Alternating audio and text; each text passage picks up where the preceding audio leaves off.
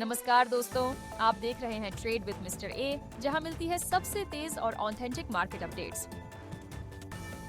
दोस्तों, एक बड़ी खबर आ रही है स्टॉक ब्रोकिंग और वेल्थ मैनेजमेंट प्लेटफॉर्म ग्रोव से। सेबी ने फाइनली ग्रोव को आईपीओ लॉन्च करने की मंजूरी दे दी है। सोर्सेज के मुताबिक यह आईपीओ लगभग $1 अरब तक जुटा सकता है।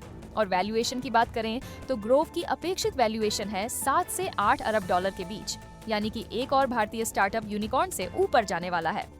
26 मई को कंपनी ने एसआईबीआई के प्री फाइलिंग मैकेनिज्म के जरिए गोपनीय आईपीओ फाइल किया था और अब मंजूरी मिलते ही यह न्यूज हेडलाइंस बना रही है। इस आईपीओ के साथ ग्रोव बन सकता है एक और चमकता सितारा भारतीय फिनटेक इकोसिस्टम में। मुंबई आधारित बैंकिंग इंफ्रास्ट्रक्चर प्लेटफॉर्म ट्रांसबीएनके ने $25 मिलियन की सीरीज बी फंडिंग जुटाई है। ये फंडिंग बेस सेमर वेंचर पार्टनर्स द्वारा लीड की गई है और इसमें अरकम वेंचर्स और फंडामेंटम पार्टनरशिप ने भी हिस्सा लिया है।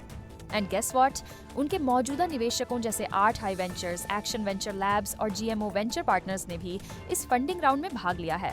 ट्रांसबीएनके का फोकस है एक ऐसा ट्रांजैक्शन बैंकिंग प्लेटफॉर्म बनाना जो फिनटेक्स और कॉर्पोरेट्स को डायरेक्ट एक्सेस दे बैंकिंग इकोसिस्टम तक, वो भी एपीआईज के जरिए। एपीआई यानी एप्लीकेशन प्रोग्रामिंग इंटरफेस मूल रूप से एक डिजिटल ब्रिज जो दो अलग-अलग सॉफ्टवेयर सिस्टम्स को एक दूसरे से बात करने देता है।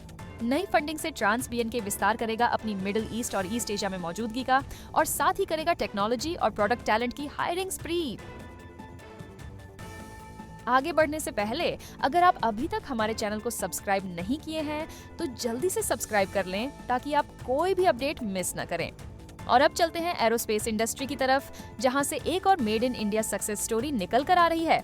महिंद्रा एरोस्ट्रक्चर्स ने एयरबस का एक और बड़ा कॉन्ट्रैक्ट जीता है। इस बार मैन्युफैक्चरिंग के लिए H125 हेलीकॉप्टर्स का मेन फ्यूजलेज। और दोस्तों, ये कोई पहली बार नहीं है। सिर्फ 5 महीने पहले ही एयरबस ने महिंद्रा को H130 हेलीकॉप्टर्स के लिए भी एक मेजर कॉन्ट्रैक्ट दिया था। अब एयरबस कह रहा है कि H125 और H130 के लिए ये प्रोडक्शन कॉन्ट्रैक्ट्स इंडिया को उनकी ग्लोबल सप्लाई चेन का इंटीग्रल पार्ट बना देते हैं। क्या ये एक नया एरोस्पेस मैन्युफैक्चरिंग हब बनने का सिग्नल है भारत के लिए?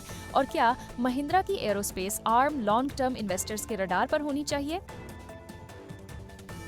अब चलते हैं अगली बड़ी अपडेट की तरफ, जिसका सीधा प्रभाव पड़ता है लाखों एमएसएमई कर्मचारियों पर। भारत सरकार विचार कर रही है एक डायरेक्ट इनकम सपोर्ट स्कीम उन वर्कर्स के लिए जो ट्रम्प एरा टैरिफ्स की वजह से प्रभावित हुए हैं। एक वरिष्ठ सरकारी अधिकारी ने मनी कंट्रोल को बताया कि सरकार अभी इस इंसेंटिव स्कीम का पूरा मूल्यांकन कर रही है। किस राशि का सपोर्ट दिया जाए, कैसे रोल आउट हो और कब से शुरू हो, सब कुछ तय होने के अंतिम चरण में है। पहले चरण में इनडायरेक्ट सपोर्ट जैसे कि क्रेडिट गारंटीज और कोलैटरल फ्री लोन सीमा को बढ़ाने का प्लान है। उसके बाद हो सकता है डायरेक्ट कैश ट्रांसफर्स का रोल आउट भी हो जाए। आपको याद होगा कुछ समय पहले हमने बात की थी कि इंडिया सेमीकंडक्टर मैन्युफैक्चरिंग में काफी एग्रेसिवली कदम उठा रहा है और अब एक मेजर ब्रेक थ्रू हुआ है। CG power and industrial solutions limited की subsidiary CG semi private limited ने गुजरात के साणंद में अपना पहला outsourced semiconductor assembly and test OSAT facility launch कर दिया है। यह फैसिलिटी अब इंडिया के उन गिनी चुनी OSAT प्रोवाइडर्स में शामिल हो चुकी है जो ट्रेडिशनल और एडवांस्ड पैकेजिंग टेक्नोलॉजीज दोनों प्रदान करती है। इसका मतलब सिर्फ डोमेस्टिक जरूरतों को ही नहीं बल्कि ग्लोबल सेमीकंडक्टर मार्केट को भी टारगेट किया जा रहा है। और सबसे बड़ी बात, यह प्रोजेक्ट सेंट्रल और स्टेट गवर्नमेंट के सपोर्ट से तैयार हुआ है और रेनिजस और स्टार्स माइक्रो इलेक्ट्रॉनिक्स जैसे ग्लोबल पार्टनर्स के साथ कोलैबोरेशन में डेवलप हुआ है।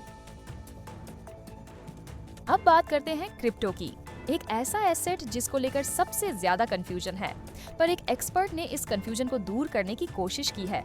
संजय कथुरिया, जो प्रॉफिट्स फर्स्ट के फाउंडर हैं, उन्होंने कहा है कि क्रिप्टो को सिर्फ एक लॉन्ग टर्म इन्वेस्टमेंट के नजरिए से ही देखा जाना चाहिए। उन्होंने क्लियरली बोला, अगर आप जल्दी अमीर बनने की सोच के साथ क्रिप्टो में आ रहे हो तो यह जगह आपके लिए नहीं है। उनका कहना है जैसे गोल्ड का वैल्यू लिमिटेड सप्लाई की वजह से बनता है, वैसे ही बिटकॉइन भी एक फाइनाइट एसेट है। और इंटरेस्टिंग बात, दुनिया के सेंट्रल बैंक्स और बड़े फंड्स बिटकॉइन को एक्यूमुलेट कर रहे हैं, यानी बड़ी इंस्टीट्यूशंस भी क्रिप्टो में फेथ दिखा रही हैं। आप क्या सोचते हैं, क्या बिटकॉइन को हम डिजिटल गोल्ड कह सकते हैं? कमेंट्स में जरूर अपना ओपिनियन शेयर करें। तो दोस्तों, आज की मार्केट अपडेट यही थी। कैसी लगी आपको ये खबरें? अपनी राय कमेंट सेक्शन में लिखना न भूलिए। और हाँ, अगर आप चाहते हैं कि आपको हर दिन ऐसी ही न्यूज मिलती रहे, तो चैनल को सब्सक्राइब कीजिए और बेल आइकन दबा दीजिए ताकि कोई भी अपडेट मिस न हो। मिलेंगे कल नए अपडेट्स के साथ, तब तक के लिए हैप्पी ट्रेडिंग।